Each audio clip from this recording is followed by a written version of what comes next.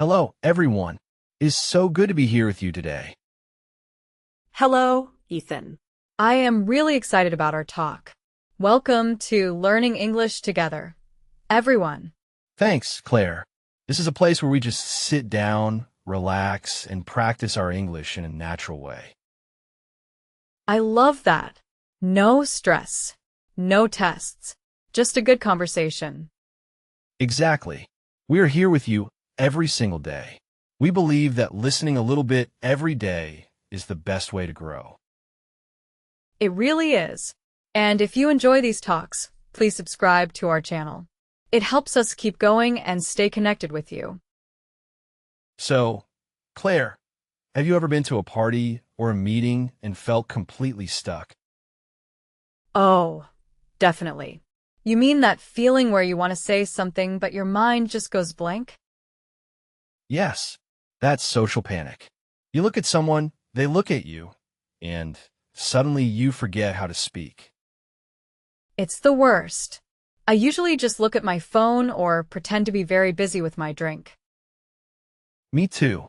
I actually stood in a corner at a wedding last month, just looking at my shoes. I was so afraid of being boring.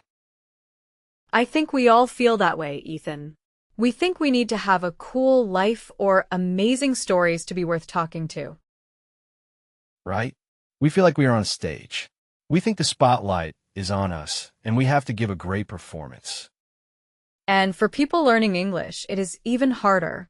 You worry about your grammar or your accent while you are trying to be interesting. It's too much pressure. It makes us want to stay in our safe box and stay silent. But that is the me problem. We are focusing so much on ourselves that we forget about the other person. That's a good point. We are worried about our shoes and our mistakes. Exactly. But what if I told you that you don't actually have to be interesting at all? Wait, really? That sounds like a dream. But if I'm not interesting, won't the conversation just end? Not if you change where you put the spotlight. Instead of trying to be interesting, try to be interested. Interested, okay. So I move the light away from me and shine it on the other person? Yes. It changes everything. When you focus on them, your own nervousness starts to melt away. I like that. It feels like a secret exit from the panic. It really is. We often think small talk is about talking, but the secret to small talk is actually listening. But Claire, what if I don't know what to listen for? I mean, sometimes I just see a stranger and I have no idea how to start. That's where we can become detectives. You don't need a grand story.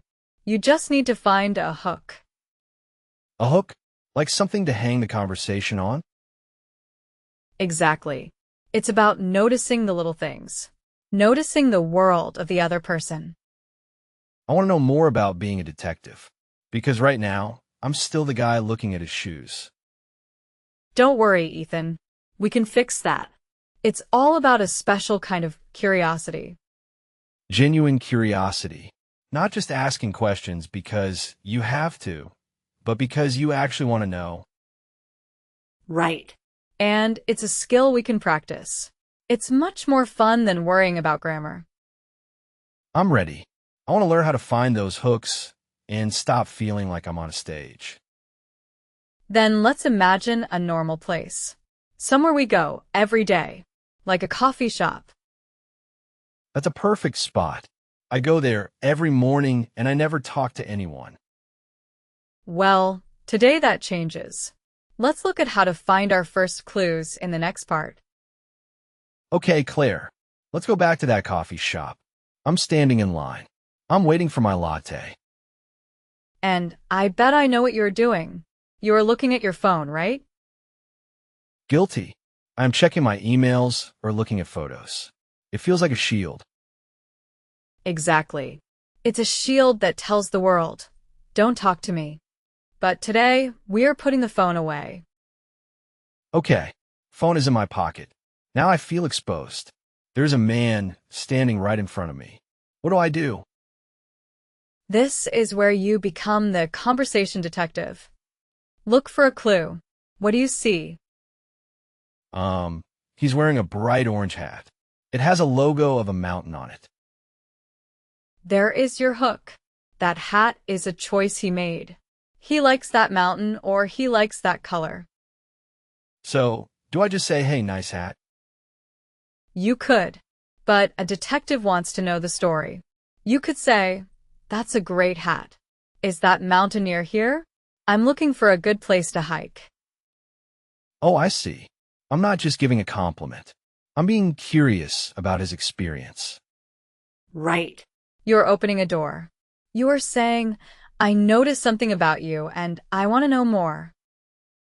That feels much more natural than trying to think of a cool thing to say about myself. It is. Because now he is the star. He gets to tell you about his favorite hiking trail or his trip to the mountains. And while he talks, I don't have to worry about my English as much. I just have to listen for the next clue. Precisely. If he says, oh, I got this in Colorado. What is your next move, Detective Ethan? I could ask, how was Colorado? Or what took you there? Perfect. You are following the trail. You are being genuine. You aren't just following a script. It's funny. When I really listen, the next question just appears in my head. That's because curiosity is like a fuel. It keeps the engine running without you having to push it. But Claire, what if I see someone and there is no orange hat? No book? No clues? There is always a clue, Ethan. Sometimes the clue is the situation you are both in. Like the long line at the coffee shop? Yes. You can look at the long line and say, wow, everyone must need their caffeine today. Do you come here every morning? That's so simple. I always thought small talk had to be deep or smart. Not at all. Small talk is just a way to say, I see you. We are in this together. I think I've been making it too hard. I've been trying to build a whole house, but I should just be laying one brick. I love that image. Just one brick. And that brick is a simple, curious observation. I tried this yesterday. Actually, I was at the grocery store. Really? Tell me what happened. The woman behind me had 5 boxes of the same cereal. Just 5 boxes of the same thing. Haha, that is a huge clue. What did you do? I smiled and said, that must be some really good cereal. Is there a big sale I missed? That's perfect. It's light. It's funny. How did she react? She laughed. She said her kids only eat that one kind. We talked for 2 minutes about how picky kids can be. See? You didn't need to be a genius. You just needed to be a human who noticed another human. It felt good. It made the grocery store feel less lonely. That's the magic of connection. It's a gift you give to yourself and the other person. But sometimes I ask a question and the person just says yes or no. Ah, the dead end. That is a common problem. Yeah, it's like I lay the brick, but then the wall just stops. It's very awkward. That usually happens because of the way we ask the question. There's a specific way to ask? There is. Some questions are like a wall, and some are like a window. I definitely want to open windows, not hit walls. It's a simple trick with 2 little words. If you use them, the conversation stays open. What and how? You guessed it. Let's talk about how to use those magic words in the next part. So, Claire, you mentioned the magic words. What and how? Why are they so special? Well, Ethan, think about most questions we ask. Do you like this weather? Or are you having a good day? Right. And people just say yes or no. Exactly. Those are closed questions. They're like a wall. There is nowhere to go next. But if I use what or how, the wall become the window? Yes. Instead of asking, do you like your job? Try asking, what is the most interesting thing you did at work today? Oh, I see. They can't just say yes to that. They have to actually tell me something. Right. They have to give you a story. And stories are where the hooks are. Okay, let me try one. If I'm at a party and someone says they are a teacher, instead of asking, is it hard? I should ask, how did you decide to become a teacher? Perfect. That is a great question, Ethan. Now they're thinking about their life and their dreams. It feels more like a real conversation and less like an interview. That's the goal.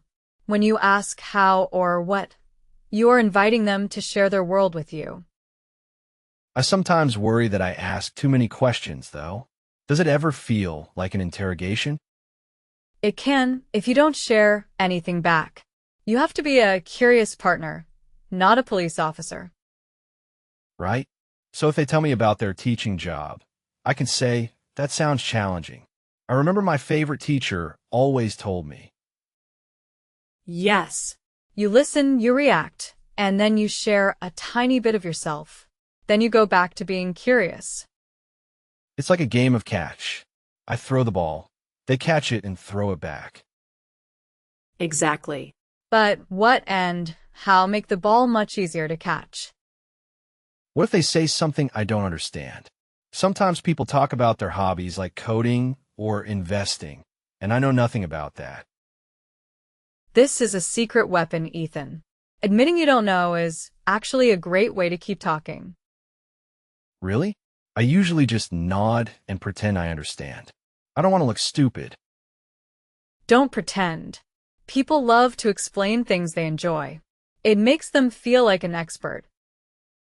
So I could just say, I've heard of coding, but I don't really know how it works. What does a normal day look like for you? Yes, you are giving them a chance to teach you. That is a very kind thing to do. That takes so much pressure off me. I don't have to know everything. I just have to be willing to learn. That is the heart of genuine curiosity. It's about being humble and open. I tried this with my neighbor. He was working on his old car. I know nothing about cars. What did you say? I asked, how did you learn to fix engines? It looks so complicated. And? He talked for 20 minutes. He showed me the tools. He told me about his father's car. It was great. See? You didn't need to know about engines. You just needed to be curious about him. It's funny. The more I let them talk, the more they seem to like me. It's a strange truth, isn't it? To be the most interesting person in the room, you should be the one who listens the most. It really dissolves the fear. I'm not searching for the right words anymore. I'm just looking for the next how. It's a beautiful way to connect. But I know it's still scary when there is a long silence. Oh, the silence. That's the hardest part.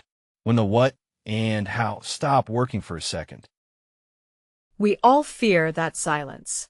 We think it means we are failing. Yeah, I start to panic. I think, say something, anything. But silence doesn't have to be a failure. It can be something else entirely. I want to believe that. But how do we handle it without feeling like we want to run away? It's about how we look at the silence and how we look at ourselves in those quiet moments. Let's talk about that. Because the fear of silence is what makes me the most nervous. Okay, let's look at how to make that fear disappear in the next part. So, Claire, we are back to the social panic. Even with my what and how questions, I still get that tight feeling in my chest. I understand, Ethan. That feeling is very real. It's because the spotlight is still on you. You're right. I'm thinking, did I ask that correctly? Or do I look awkward right now? Exactly. Your brain is 100% focused on yourself. And fear loves a spotlight. So how do I turn the light off? You don't turn it off. You just point it at the other person. Think of it like this. When you are truly curious, you are looking for clues in them. So, if I am busy looking at their eyes or listening to their story, I can't look at my own fear. Exactly. You only have room for one big thought at a time. If you choose curiosity, there is no room for panic. It sounds like a magic trick. It kind of is. I remember a time I was at a big dinner. I was so nervous I could barely hold my fork. What did you do? Did you just hide in the bathroom? I wanted to, but instead, I looked at the person next to me. He looked even more nervous than I did. Oh, so he had his own spotlight of fear? Yes. So I decided to make him the star. I asked, "How did you hear about this event?" And I really listened. And did your own hands stop shaking? They did. Because I was busy trying to make him feel comfortable. My fear just dissolved because I wasn't looking at it anymore. That's amazing. By helping someone else feel safe, you save yourself too. That is the mirror effect. When you give someone a warm, curious look, they usually reflect that warmth back to you. But we still have to talk about the silence, Claire. The awkward silence. Yes. The big, scary silence. But Ethan, silence is only awkward if you decide it is. It feels awkward. It feels like a big hole in the middle of the room. Try to think of it as a thinking pause instead. If a conversation stops for 3 seconds, it's okay. It's actually a good thing. 3 seconds feels like an hour when I'm nervous. I know it does. But try this. Just take a breath. Smile. You can even say, "That's really interesting. I'm just thinking about what you said." Oh, I like that. It shows I'm still interested, even if I'm not talking. Exactly. It gives the other person permission to breathe, too. You are being the leader of the conversation. I never thought of myself as a leader. I thought I was just a guy trying to survive a party. But you are leading. You are leading with kindness. You are creating a space where it is okay to be human. It's not about being the cool guy. It's about being the safe guy. Yes. And people are hungry for that. Everyone is tired of trying to be cool. They just want someone to be real with. This makes small talk feel much more important. It's not just small. Not at all. It's the door to every big relationship in your life. You can't get into the house without going through the door first. I'm starting to feel much more confident. I feel like I can go out and actually try this today. That's the spirit. But remember, it's a practice. You might have some clunky moments, and that's okay. Even you have clunky moments, Claire? All the time. I just laugh now. I say to myself, well, that was a funny mistake, and I move on to the next person. Grit. That's what that is. The grit to keep going even if it's not perfect. Exactly. And the more you do it, the more you realize that most people are very kind. They want the conversation to go well, too. We are all on the same team. We are all just humans looking for a connection. We really are. And once the small talk is finished, that bridge we built can become something much bigger. I want to talk about that. How do we take this small talk and make it part of a bigger, better life? That is a beautiful question.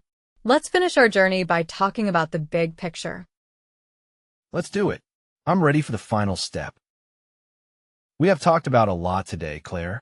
My head feels full, but my heart feels much lighter. I'm so happy to hear that, Ethan. It's funny how a little bit of curiosity can change how we see the whole world. It really does. It makes the world feel like a friendlier place. We aren't just strangers waiting in a line anymore. Exactly. And that is why we do this. We don't learn English just to pass a test or read a book. We learn it to connect. To build those bridges. Yes. Every time you ask a what or a how question, you are telling someone that they matter. That is a very big deal. I've been thinking about all the times I stayed on my phone because I was afraid. I think about all the people I didn't meet. We all have those moments, Ethan. But the beauty of life is that there is always a new now. There is always the next person. That's true. Every person we meet is like a new door, a new world we can explore if we are brave enough to knock. It's a gift, really. Our time here is limited. We only get so many days to walk this earth and meet the people on it. It makes me realize that being cynical or being afraid is just a waste of that time. It really is. When we hide behind our phones or our silence, we are missing the best part of being human. Connection. Right. And it doesn't have to be perfect. It just has to be real. I think that's my favorite lesson today. I don't have to be a perfect speaker. I just have to be a curious human. That is the best way to live. When you focus on others, you aren't just helping them. You are making your own life much richer. I feel ready to go out and try this. This social panic isn't 100% gone, but it feels smaller, like a tool I can use. Curiosity is the best tool. It turns fear into wonder. I want to thank you, Claire. This was a wonderful talk, and I want to thank everyone who listened to us today. Yes. Thank you all for spending your time with us at Learning English Together. Your time is precious, and we are glad you spent it here. We are here with you every day because we believe in this journey. We believe in you. Don't forget to look up from your phone today. Look at the people around you. See the hooks. Ask a what or a how. Take that spotlight and shine it on someone else. You will be surprised at how much warmth comes back to you. It's a brave way to live, but I think it's the only way to really live. I agree. Life is far too short to stay inside our own heads. Let's go out and build some bridges.